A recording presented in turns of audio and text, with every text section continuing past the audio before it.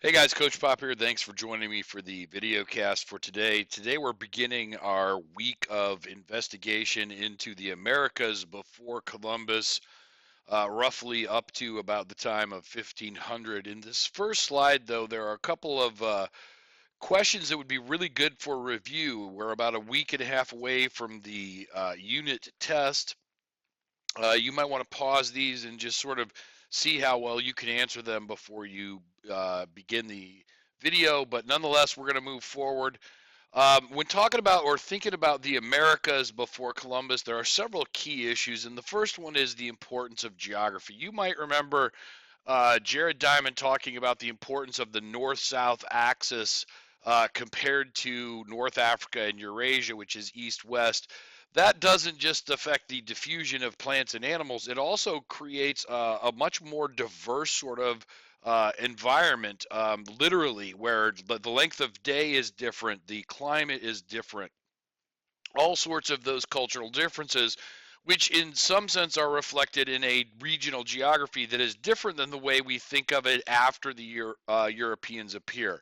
Specifically, one area, Mesoamerica, Middle America, the spot between North and South America, is its own unique cultural region.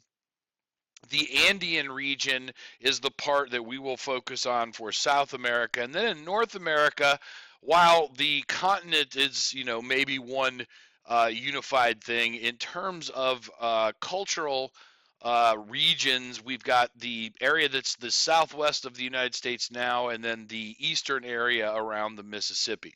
So those will be the areas that we'll focus on in terms of geography. But another issue that's going to come up again and again is the definition of the word civilization. What it reveals is not so much that the Native Americans before Columbus were not civilized, so much as there's problems with the definition of civilization because it is based on models in Afro-Eurasia. For example, the 5 features that we've been using all along to try to describe if somebody of society is a civilization or not, they are based on the 4 core civilizations of Afro-Eurasia, and they may not apply so well in the situation in the Americas. And third, periodization problems. Where do you divide the line between historical periods? Again, revealing a bias towards Afro-Eurasian civilizations in terms of where we divide those lines. And this is especially the case in the classical period, as we'll see, particularly with the Maya. They don't fall into those neat categories the way that most of these civilizations of Afro-Eurasia do. As we go through today, though, I want you to really focus on continuity and change. What stays the same and what changes for today's lesson. So let's back up a little bit and go back to the ancient era, and specifically the Paleolithic era. And you might recall that the Americas were one of the later parts of the globe to be settled by human beings as part of the out of Africa process. In this map, though, the blue coastal route we think actually happened earlier. And there's not a whole lot of archaeological evidence to support this that's left. Most of it has been underwater for quite a while. But there's some genetic evidence that suggests that. Regardless, what we do know is about 12,000 years ago, when the climate is starting to warm globally, if you remember, that's the time of the affluent foragers in Afro-Eurasia, a path between Asia and North America is formed in the ice. We do know that people came through there about 12,000 years ago, and the main reason we know that is because they left behind these spear and arrow points called Clovis points. They're called that because the first of these were found in Clovis, New Mexico, but in fact, what it reveals is all throughout North America, they had a common culture because these points are found all over North America, and they're all made exactly the same way.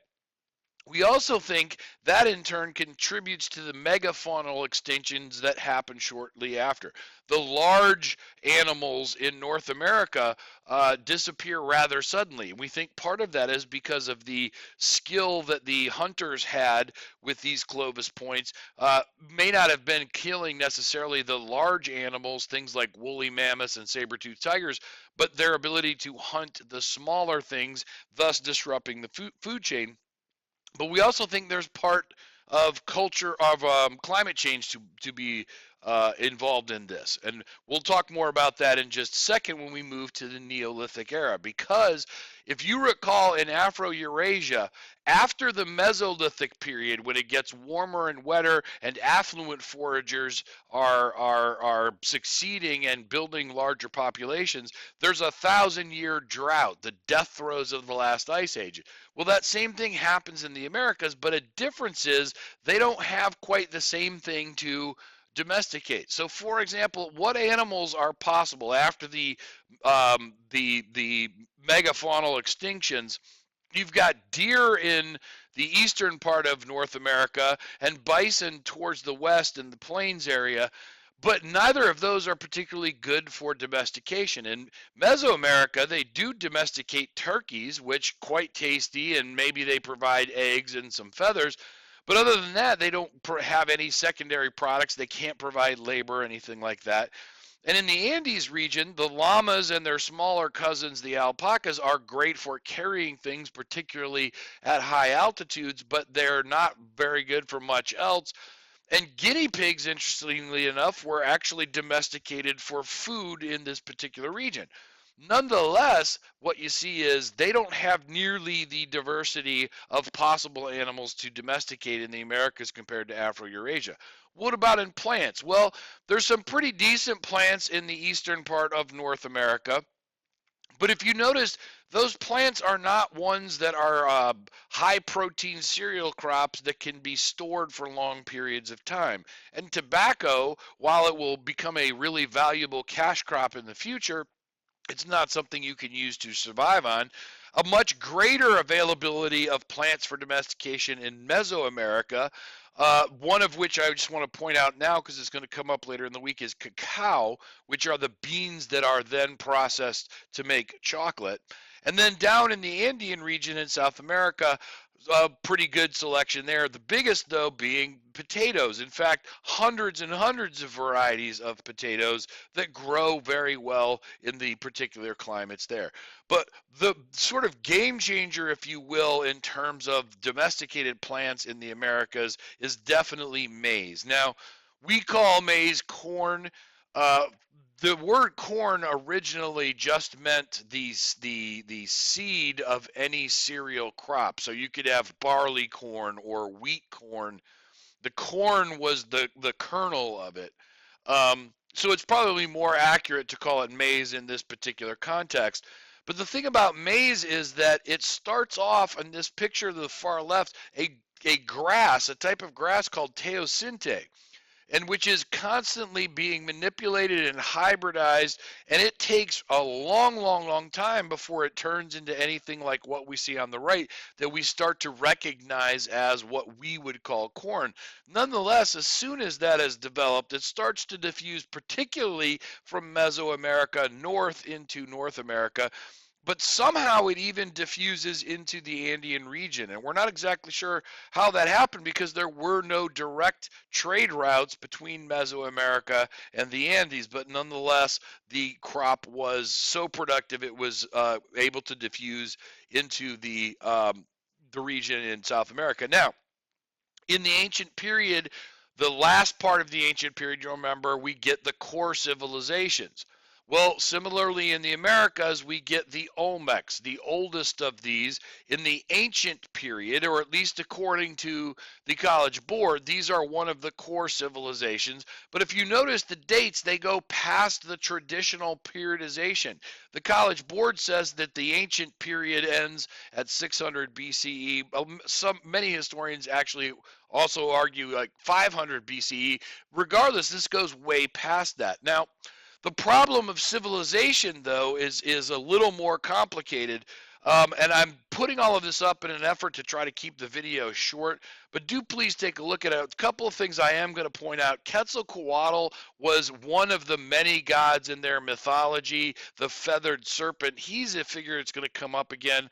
They didn't really have cities so much as ceremonial centers, places where people would congregate for ceremonies at certain times of the year.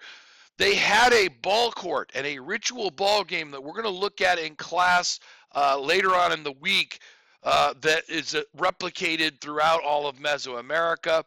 And then finally, I'm skipping over some things, but monumental architecture. This image that you're seeing right here is a head that if I were standing next to it, I would probably come up to about the bridge of the nose or maybe right underneath that helmet.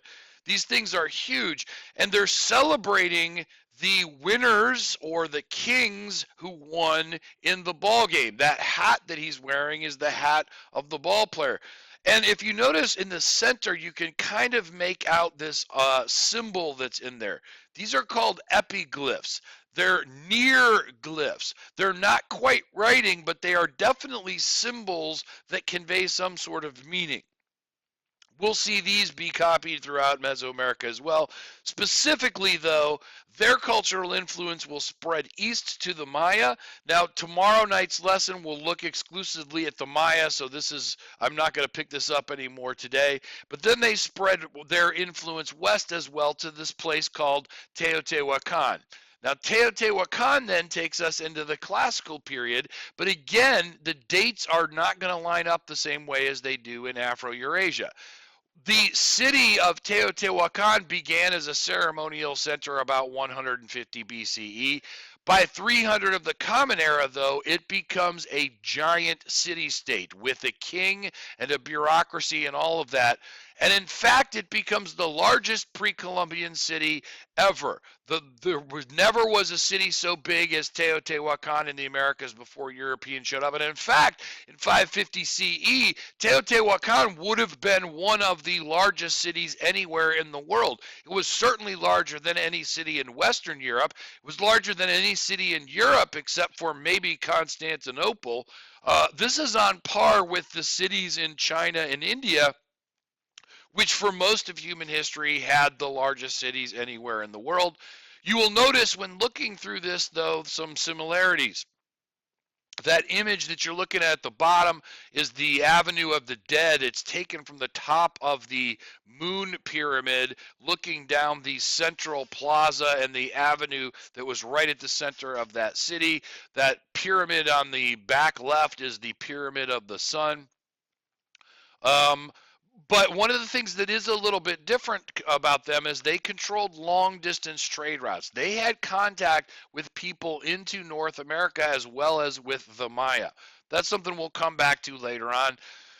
But for some reason, and we're not entirely sure, in the 9th century of the Common Era, the whole city just sort of disintegrates. And it looks very much like people just walked away from it. We do think part of it had to do with climate change and an inability to feed itself, but there doesn't appear to be any sort of warfare or anything like that. And considering how large and how great it is kind of mysterious what happened to them. But what we do know is many of the people left the city and began to migrate north.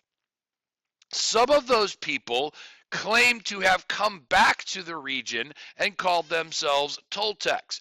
Now, they're firmly in the post-classical period in terms of their dates, but they again claim that they are actually the same people that were the inhabitants of Teotihuacan. So if you notice the dates, like they're definitely in there, but in a way that's kind of like Byzantium considers itself still Rome. The only difference is they literally never moved. The Toltecs, they say they're Teotihuacanos who left and then came back. They set up a new empire with a capital city at Tula, which is sometimes called Tolim. Not as big as Teotihuacan, but still one of the largest in the Americas before Columbus, and again, one of the largest anywhere in the world. And if you look over that, you'll start to see some similarities and differences with earlier ones. By the 13th century, however, things are starting to fall apart for the Toltecs. They're getting invaded. They're having problems with succession. And this last point is particularly interesting in terms of a story about it's not sure if he was a king or if he was the prince who was going to be king, Topiltzin, who claimed he was an incarnation of Quetzalcoatl, the feathered serpent, the god that was really important throughout Mesoamerica. And depending on the version of the story, the details vary, but somehow he abolishes the practice of human sacrifice. Now, human sacrifice is something we're going to look at repeatedly throughout the rest of the week, but he banishes it, and so you can only sacrifice mostly insects and birds and smaller animals. But he's somehow driven out of Tula. And there's various stories, but it seems he starts moving west, and many of his people follow him. They believe that he is an incarnation of Quetzalcoatl, the feathered serpent. And it turns out many of those people start founding cities in areas after the decline of the classical Maya in the area that's controlled by the Maya. We'll talk more about that tomorrow. But another interesting aspect of this is, according to one story, he headed east, put himself in a canoe, sailed east, and lit the canoe on fire, and he promised one day he would return from the east. That's a story that gets picked up by the Spanish, who say the Aztecs believed that about Cortez. We'll look at the veracity of those claims later on, though. But again, I just want to throw that out there because it is something we'll come back to later on. Now, in terms of what's going on in North America, as I mentioned before, there's basically two sort of different regions that coexist briefly, and they did have some contact with each other. The first, when I was growing up, I was taught were called the Anasazi. And the Anasazi is a Hopi word that means the ancient ones, apparently.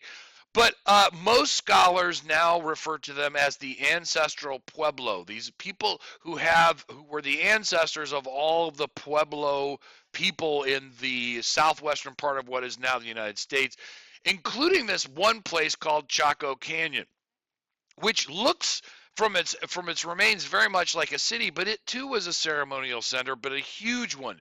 People would come from all over at certain times of the year to live there briefly, but for the purpose of a ceremonial kind of act of worship.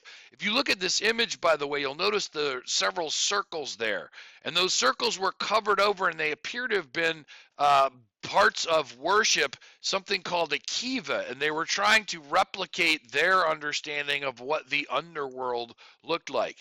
Another famous area, though, for the ancestral Pueblo is at Mesa Verde, where they built these villages into cliff sides in canyons. Very elaborate, but it also tells us they must have had access to places where they could grow enough maize to actually feed these villages, places that are by now very dry.